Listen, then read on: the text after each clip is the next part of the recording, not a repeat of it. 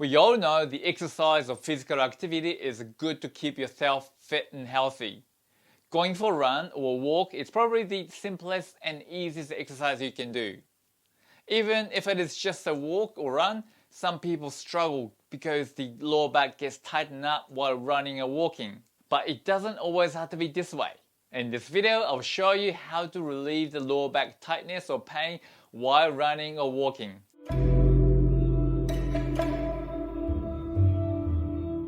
Hi, my name is Y.Kitano from Kitano Method. I'm a physiotherapist and trainer to celebrities and Paralympic athletes from Japan. I help you eliminate your pain and get you moving and live the life you always wanted both online and on-site. If you're new here, please hit the subscribe button. Let's get into it. It's really frustrating that you have to slow down and stop walking or running because your lower back becomes painful or tightened up. Or you maybe just want to push it through with no pain, no gain mindset. You're trying to manage it by doing stretching or massages and having a bath with Epsom salt afterward. Perhaps you take anti-inflammatory drugs.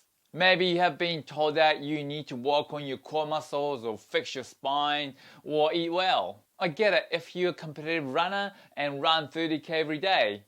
But do you really need to think about all that just taking a dog for a walk or just jogging a couple of blocks? I don't think so. With the Kitano method, we think differently, efficiently and effectively. We think about the cause, not the symptom. Okay, here are two things that you should stop if you're doing them. Number one, stop stretching your lower back. The lower back or lumbar spine needs stability, not mobility. Number two, stop working on your core muscles. Tight abdominal muscles pulls your body forward and your lower back muscles pulls your body back. That's why it gets tightened up. If you want to know more about it, please check the video that I made before from the link above. Okay? Then here are 3 steps you should do. First, self-assessment. And stand up with shoulder width apart and arms crossed on your chest and lean back as far as you can. This is called extension. Think about how far you can lean back. Where do you feel pain and tightness? If you do, compare to your lower back tightness or pain while running or walking. We can often reproduce the pain similar to the pain or tightness you feel while walking or running with this movement. So, if we can eliminate the pain here, we can eliminate your pain while walking or running. Second, foam rolling. We are foam rolling the specific areas that are causing your lower back tightness or pain. The first area is abdominal and obliques. This is the main area that pulling your body forward, stopping you leaning back. And this is how you do it. What we're going to do, put the foam roll on the floor sideways. Okay, we're gonna lie on top of it, right there. Just above your belly button. Okay, now just sink it in. Yeah, and then lift your knees off the floor on your toes, the elbows, like planking. Like you don't have to tense it up, just relax on the foam roller, and you're gonna move up and down like so. Okay, that's not very uncomfortable at all, but really good, feeling really good afterward. I'll recommend not to do after a big breakfast, a big dinner or lunch.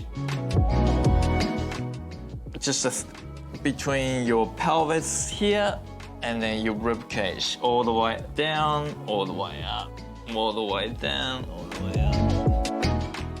Okay, ooh. Right, it's about 10 times, dude.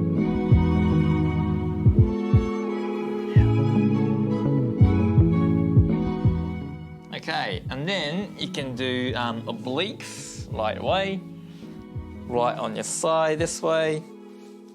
Just like rolling on the abductors on the side of the hips, just more above here. So we're gonna fit this foam roller between your pelvic and your rib cage. Just a little small gap there.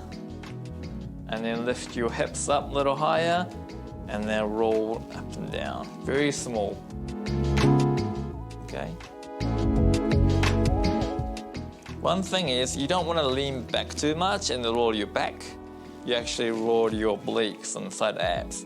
So I think I should just put this foot over a little bit. So you're actually working on your abdominals and obliques. This one is sort of control with your toes, this bottom toe.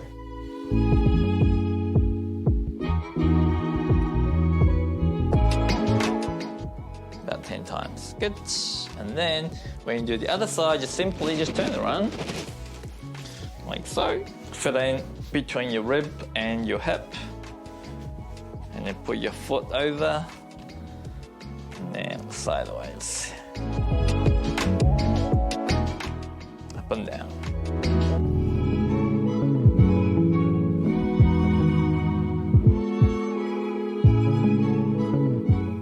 Good. All right. And that's how you roll your abdominals.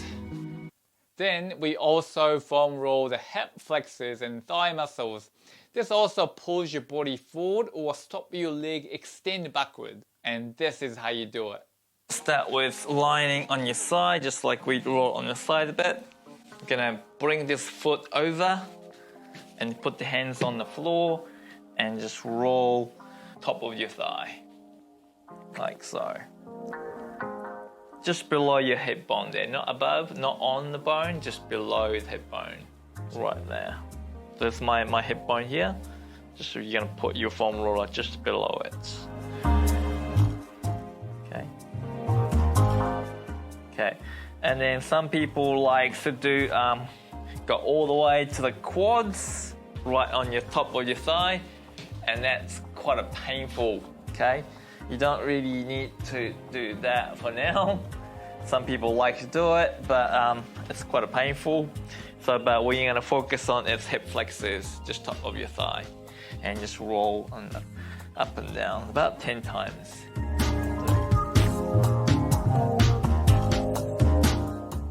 Okay. And the final step is stretching.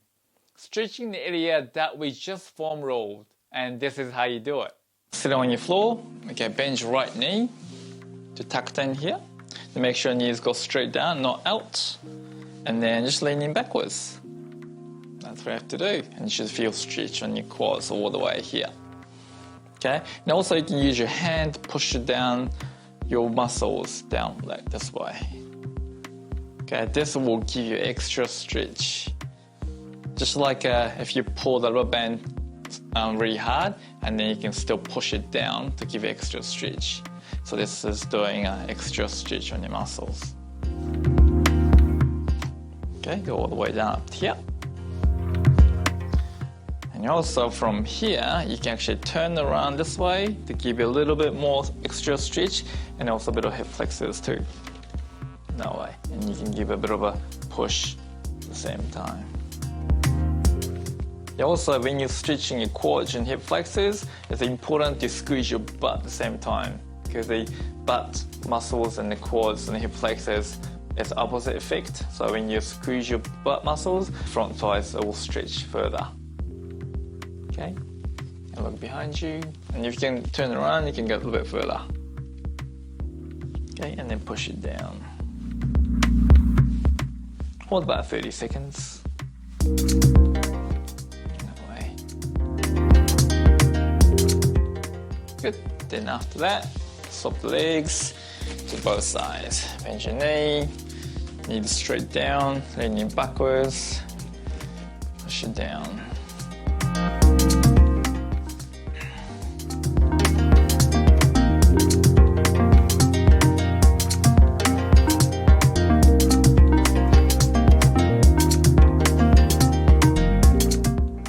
Again, turn around here. Push and then squeeze your butt at the same time. A little bit more stretch.